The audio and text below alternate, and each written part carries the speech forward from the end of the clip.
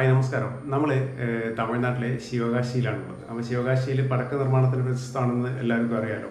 അപ്പോൾ അവിടെ നമ്മൾ വേലൻ ഫയർ വർക്ക്സ് എന്നൊരു കമ്പനിയിലാണ് എത്തിയിരിക്കുന്നത്.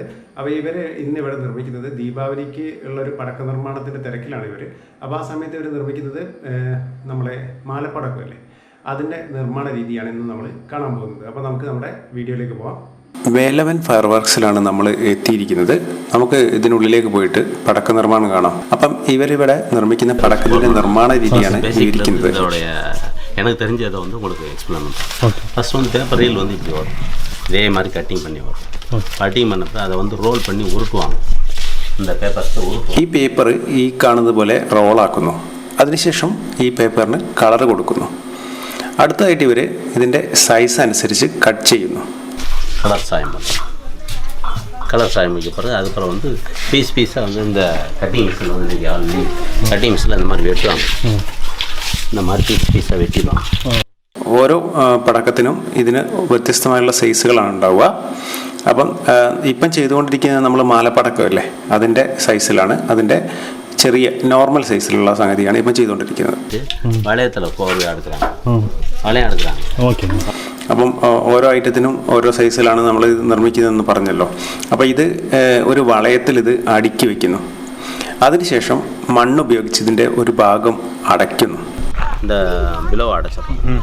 அடுத்து வந்து பேப்பர் ஒட்டி மற்ற இது யூஸ் பண்ணணும். அடுத்த ஸ்டெப் இது வந்து தூரம் ஒட்டி காய போட்டிருக்காங்க. காஞ்ச பிறகு தான் இதை ஸ்டெப் எடுக்கணும். அடுத்த ஸ்டெப் அங்கே போகும்.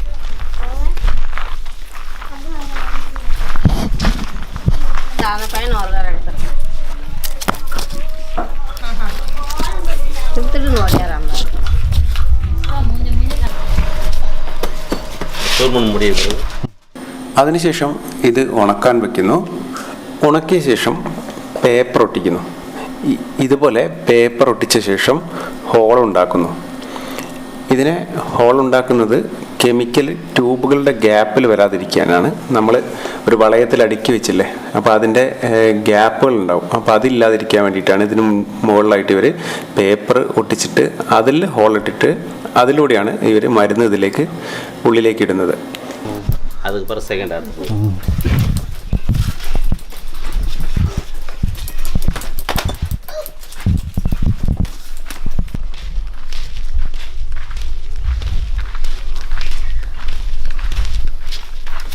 4 வளையம் முடியுங்க. சாம்பல்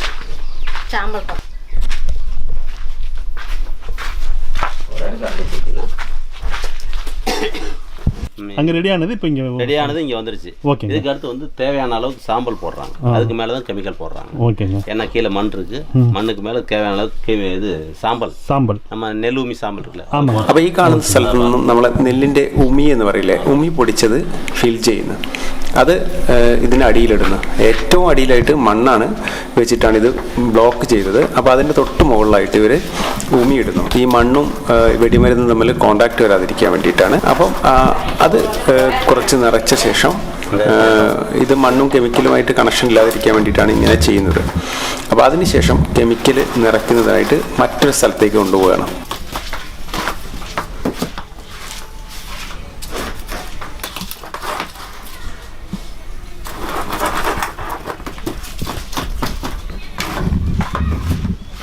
இப்போ சாம்பல் போட்டதுக்கப்புறம் கெமிக்கல் ரூமுக்கு நம்ம போயிடும். ஓகே. எப்படி சாம்பல் போட்டாங்க இல்லையா, ஓகேங்க, അതേ மாதிரி தேவையான കെമിക്കൽ. അപ്പം പടക്ക നിർമ്മാണത്തിന്റെ ഓരോ ഘട്ടങ്ങളാണ് ഇദ്ദേഹം പറയുന്നത് നമ്മളോട്. ஓகேங்க. அந்த முடிவும் அங்கே பேசிக் போயிடுறாங்க. ஓகேங்க. பேசிக் போய் அந்த இதை 3 உடைய மிக்ஸ் பண்ணி சரடத்தை சலிச்சு இந்த இப்போ வளையம் போட்டார், சாம்பல் போட்டார் இல்லையா, இதே மாதிரி உள்ள போடுறாரு. ஓகேங்க. അപ്പോൾ പടക്കത്തിന് കെമിക്കലിൽ പ്രധാനമായിട്ട് ഉപയോഗിക്കുന്നത് വെടിയുപ്പും സൾഫറുമാണ്. മറ്റൊരു കെമിക്കൽ കൂടി ഉപയോഗിക്കുന്നുണ്ട്. അപ്പോൾ ഇതാണ് വെടിമരുന്നിൻ്റെ പ്രധാനമായിട്ട് ഇവർ ഉപയോഗിക്കുന്ന ഇത്.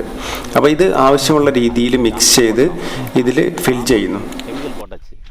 வாமன் பூசி இது பண்ணுறப்போ வந்து அந்த கெமிக்கல் வந்து ஸ்ட்ராங் ஆகிறக்காண்டி வாமன் போடுறோம். அதில் ஹோல்ஸ் போட்டு கெமிக்கல் வச்சு மருந்து வச்சு திரிய வச்ச உடனே வெடி ஃபினிஷிங். ஓ, இதுக்கப்புறம் தான் வந்து சரம்லாம் தனித்தனியாக ரெடியாக வருது. இல்லை வெடிச்சு இந்த வளையத்தை வந்து உடைச்சிடுவாங்க. இந்த வளையமானது ஒரு ரோலாக இருந்துச்சு பற்றியா இல்லையா, ஆமாங்க, அந்த வாழை உடச்சி பிளாட்ஃபார்மில் போட்டு தேவையான அளவுக்கு காஞ்ச பிறகு உடச்சி போடும், லூஸ் ஒரு சிங்கிள் ரெடி ஆயிடுது. ஓகேங்க. ரெடி ஆயிடுது.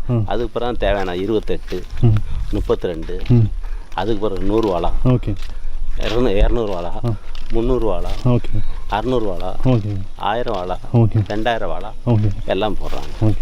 இது எல்லாத்துக்கும் பேசிக் வந்து வெடி ஒன்று தான். வெடி ஒன்று தான்.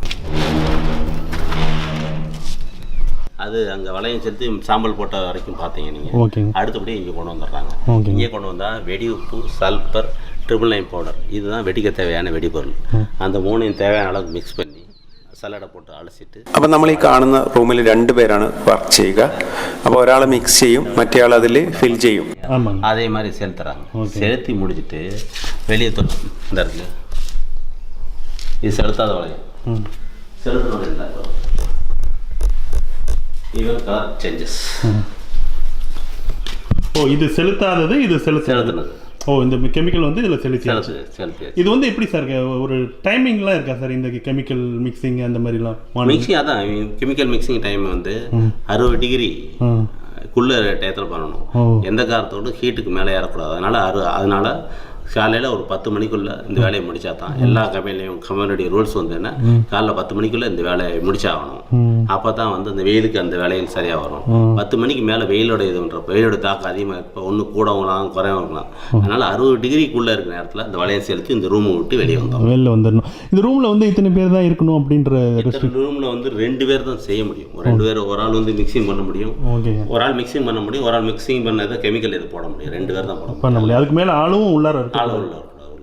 ஏன்னு சொன்னால் இந்த റൂമുடைய കഥകൾ எல்லாமே வந்து ഇത് வந்து അപ്പോൾ ഇതിന് ചുറ്റും ഇവർ മതിൽ നിർമ്മിച്ചിട്ടുണ്ട്. അപ്പോൾ അത് ഒരു സേഫ്റ്റിയുടെ ഭാഗമായിട്ടാണ്. അപ്പോൾ ഇവർ മാക്സിമം ഇതിൽ അത്രയ്ക്ക് ശ്രദ്ധിച്ചിട്ടാണ് ഇവിടെ ഈ കാര്യങ്ങളെല്ലാം ചെയ്തുകൊണ്ടിരിക്കുന്നത്. അഥവാ ഇനി എന്തെങ്കിലും അപകടം ഉണ്ടായിക്കഴിഞ്ഞാൽ ഈ ഒരു മതിലിൻ്റെ ചുറ്റുവട്ടത്തും തന്നെ അത് കൺട്രോളിലാവണം. അതുകൊണ്ടാണ് ഇങ്ങനെ നല്ല സ്ട്രോങ്ങിലുള്ള മതിൽ ഇവർ നിർമ്മിച്ചിരിക്കുന്നത്. അപ്പം ഇത് മതിലിന് പുറത്തേക്ക് പോകാതിരിക്കാൻ വേണ്ടിയിട്ടാണ് ഇത്രയും സ്ട്രോങ്ങിലുള്ള മതിൽ അവർ ചെയ്യുന്നത്. അതുപോലെ തന്നെ ഇത്തരത്തിലുള്ള ഓരോ മുറികൾ തമ്മിൽ വലിയ ഗ്യാപ്പ് ഉണ്ടാവും. പെട്ടെന്നൊരു സ്ഫോടനം നടന്നാൽ തൊട്ടടുത്ത മുറിയിലേക്ക് പടരാതിരിക്കാൻ വേണ്ടിയിട്ട് ഗ്യാപ്പ് ഇട്ടിട്ടാണ് ഇവർ ചെയ്യുന്നത്. അതുപോലെ ഇതിന് വാതിലുകളും നേർക്ക് നേരെ 2-4 വാതിലുണ്ടാവും. ഇൻ കേസ് എന്തെങ്കിലും ഒരു അപകടം നടന്നാൽ പെട്ടെന്ന് അവർക്ക് അവിടുന്ന് രക്ഷപ്പെടാനുള്ള വഴിയും ഇതിലുണ്ടാവും. അപ്പം അത്രയ്ക്ക് ശ്രദ്ധിച്ചിട്ടാണ് ഇവർ ഇതിൽ കൈകാര്യം ചെയ്യുന്നത്. ஹீட்டு குறையான்னு சரி தொட்ட உடனே வந்து நார்மலுக்கு வந்துடும். நம்ம உள்ளே எவ்வளோ தீவிரம் போகணுமோ அந்த அளவுக்கு வந்துடும். அந்த பொசிஷனுக்கு வந்துடும். ஒருத்தங்க எவ்வளோ டைம் இருக்கலாம் அதுக்குள்ளார? எதுக்குள்ள கெமிக்கல் ரூமுக்குள்ள எத்தனை மணி நேரம் இருக்கலாம்? கெமிக்கல் அதெல்லாம் டைமிங் இவ்வளோ நேரம்னு கிடையாது. அந்த வேலை முடித்தோம் அவங்க வெளியே வந்துடுவாங்க. ஓ, காலைல 6:30 மணி 7 மணிக்கெலாம் ஆரம்பிக்கிறாங்க. ஒரு ஆள் 8:30 மணிக்கு வெளியே வந்துடும், ஒரு ஆள் 10:30 மணி வரைக்கும் இருக்கும், ஒரு ஆள் 11 மணிக்கு. அவங்க ஸ்பீடு அவங்க இது பண்ணுறத பொறுத்து. கெமிக்கலில் வந்து ஒன்று அலசிட்டு இந்த வளையத்து செலுத்துறது மட்டும்தான். அதுக்குள்ளே வேறு வேலை கிடையாது. போகிறவங்க எல்லாருமே இந்த காந்தத்தை வந்து டச் பண்ணிட்டு தான் உள்ள டச் பண்ணி போகணும். காலில் செருப்பு போட்டு இங்கே உள்ளே போட்டு போகணும். உள்ளே வந்து இந்த கல் மண் போட்டுன்னு வச்சுங்க, உராய்வு ஏற்பட்டு எதுவும் நாசமாக நடக்காதனால செருப்பு போட்டு போகணும். அந்த காலில் ரப்பர் சீட்டு மேலே தட்டி விட்டு அதுக்கப்புறம் உள்ளே போகணும். அப்போ தான் அதாவது எல்லாரும் நமக்கும் பாதுகாப்பு, அவங்களுக்கும் பாதுகாப்பு. இங்கே தான் வந்து அந்த கெமிக்கல் வந்து இங்கே வளையத்துக்குரிய கெமிக்கல் யூஸ் பண்ணுறது இங்கே தான். இந்த ஒரு இடத்துல தான் எல்லா வெடிகள் வெடிகளை பொறுத்த மட்டும் எல்லா வெடிகளும் இதுதான் வருது. அடுத்து மற்ற ஐட்டங்களுக்கு வேற வேற இடங்கள். இந்த வெடிக்கு இது மாதிரி. ஓகேங்க.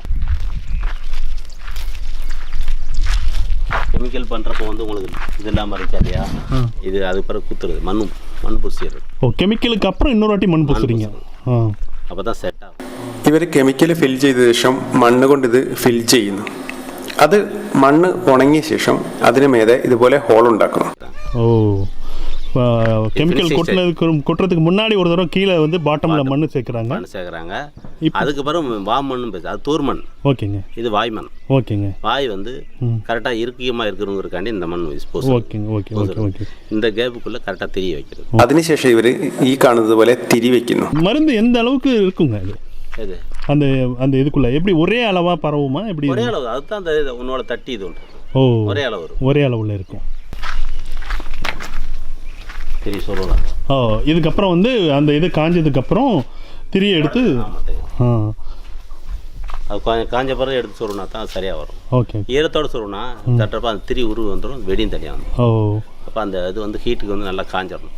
காஞ்ச பிறகு சொல்கிறப்ப வந்து அந்த பிடிப்பானது பிடிச்சிக்கிடும். ஓகேங்க. இப்போ இன்னைக்கு உடைக்க மாட்டாங்க, நாளை காலைல உடைப்பாங்க. இந்த வளையத்தை வந்து நாளை காலைல கீழே தூரில் சாயம் பூசி அது ഈ തിരി ഉണങ്ങി തൊട്ടടുത്ത ദിവസം ഇതേപോലെ ഈ കാണുന്നത് പോലെ ഉടച്ചവർ വേറെയാക്കുന്നു. അതിനുശേഷമാണിത് സിംഗിളായിട്ടും ഈ മാലപ്പടക്കമായിട്ടെല്ലാം ഇവർ നിർമ്മിക്കുന്നത്. தூள் சாயம் அடிக்கிறது அந்த ஃபினிஷிங் முடியாது இல்லையா, தெரியெல்லாம் சொருன பிறகு தூரில் சாயம் அடிப்பாங்க, தாயம் அடிச்சு அதுக்கு பிறகு தான் இது உடைக்கிறது. கோடு வெடினாலும் சரி அந்த இதுனாலும் சரி அப்படி உடைக்கிறது. இதுக்கப்புறம் எதையும் இன்னொரு வாட்டி காய வைக்கணுமா? எது இந்த வெடியை இதை பிளாட்ஃபார்மில் போட்டு அப்படியே உடைக்கிறது. ஓ, பிளாட்ஃபார்மில் வெயிலே உடைக்கிறது. ஓ, கூல் பிளேஸ் உடைக்க முடியாது, இது திரி வச்சு காயணும். ஓகேங்க. அதனால மறுநாள் காலையில் வெயிலில் போட்டு இந்த தூர் சாயம் அடித்து அப்படி போகிறோம். கலர் வந்து ஃபினிஷிங் நல்லா இருக்கும். அந்த கீழே ஏன் தூர் சாயம் அடிக்கிறது? ஏதாவது கலர் ஒன்னோட யூனிஃபார்மாக இருக்கும். ஓ, ஒரே யூனிஃபார்மாக இருக்கும். யூனிஃபார்ம் இருக்கும். தூர் பார்த்தீங்கன்னா ஒன்னோட கலராக இருக்கும். Okay okay. இப்போ எத்தனை உத்தரமாக இருக்கும், மண்ணு மட்டும் போக சொன்னால் எத்தனை உத்தரமாக இருக்கும். Okay okay. அப்போ இது பார்த்தோம் கொஞ்சம் അട്രാക്ഷനുക്കാக. അപ്പം നമുക്ക് അടുത്ത വീഡിയോയിൽ മറ്റൊരു പടക്കത്തിൻ്റെ നിർമ്മാണം കാണാം. നമ്മൾ വേലവൻ ഫയർ വർക്സിലാണ് നിൽക്കുന്നത്. അപ്പോൾ നിങ്ങൾക്ക് ഈ ഒരു വീഡിയോ ഇഷ്ടപ്പെട്ടെന്ന് കരുതുന്നു. നമുക്ക് അടുത്ത വീഡിയോയിൽ കാണാം. Okay, bye. Pebbles Malayalam.